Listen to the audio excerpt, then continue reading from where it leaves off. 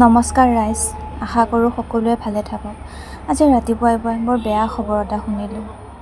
খবৰটো হ'ল মোৰ বান্ধৱী, একেবাৰে মোৰ নিজৰ, মোৰ হৃদয়ৰ আপোন, মোৰ অন্তৰংগ বান্ধৱী, সৰুৰে শৈশৱকালৰ বান্ধৱী। তাইৰ দেউতাক হেনো ঢুকাল।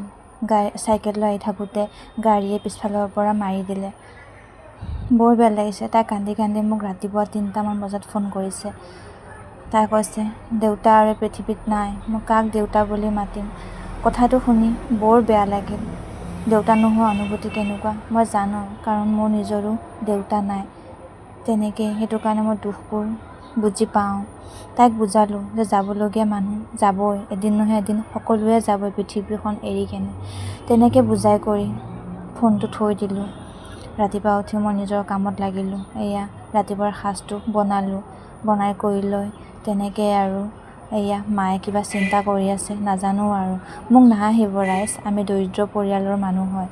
ঘৰত পুৰুষ নাই কাৰণে কোনো ইমান ঠিক ঠাক কৰি ল'ব পৰা নাই। মই অকলে ছোৱালীজনী, বহুত কিবা কিবি কি কৰিম কওকচোন।